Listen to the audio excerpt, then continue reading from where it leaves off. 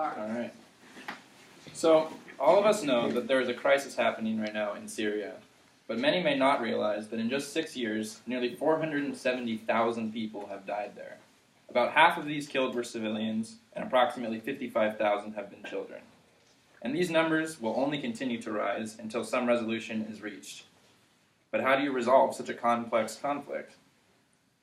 Syria has emerged as a massive quagmire with no apparent exit strategy for any combatant, and as the situation grows more volatile, the cost in human lives continues to rise. As the conflict has continued to drag on, the need for real solutions has become painfully evident. Syrian military forces backing President Bashar al-Assad have continued to mount offensives against anti-Assad rebel forces as well as the Islamic State. In the most recent months, Assad's military, with the aid of Russian forces, who have been instrumental in keeping Assad in power, has seen some success, ousting ISIS from Aleppo, one of the terrorist group's largest strongholds in the region, as well as pushing back against rebel groups. However, on April 4th, pro-Assad forces launched a sarin gas attack from Shayrat air base, striking rebel targets but also a very high number of Syrian civilians. Just for a little science background, sarin gas is a nerve agent, which means it attacks your nervous system. Essentially after exposure, which is either inhaling it or getting it on your skin, within 10 minutes, you'll be like convulsing on the ground and suffocate and die. It just makes you comatose extremely quickly. It's much more much more volatile than comparable nerve agents, which essentially means it'll turn from a liquid into a gas at really low temperatures, which it's easy to absorb, which makes it 26 times more lethal than cyanide, even in diluted doses. So this is what Assad is attacking his own civilians with. Assad crossed a line by launching the gas attack against civilians, which in turn put pressure on the U.S. administration to offer a response. Many will remember President Obama's red line in Syria, when he claimed that the U.S. military would only engage in operations there if Assad used chemical attacks against his own people. Obama failed to follow through on that policy when Assad launched a sarin gas attack near Damascus in August of 2013, killing more than 1,400 people.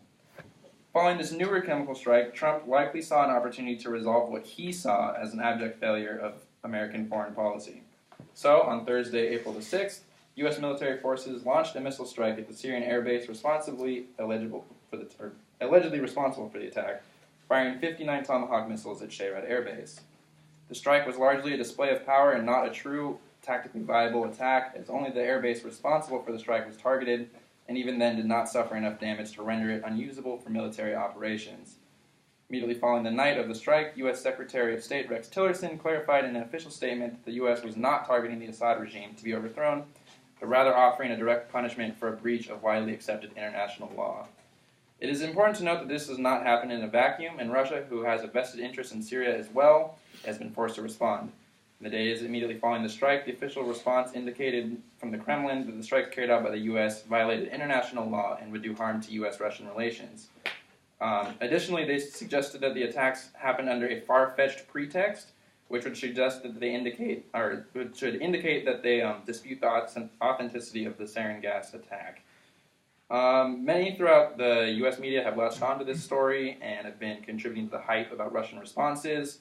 I think it's a little overblown just because, if you remember, in November 2015, Turkish military shot down a Russian jet and they didn't really do anything. So I think that's about all the time I have. But just a quick conclusion, the missile attack did little to effectively change the situation in Syria in any meaningful way. It was a direct response to Assad's sarin strike, did little to damage the operational capacity of the airbase, and overall didn't destabilize the regime. More than likely, the strike was the first of a series of military operations the Trump administration will carry out in an attempt to signify their new foreign policy abroad.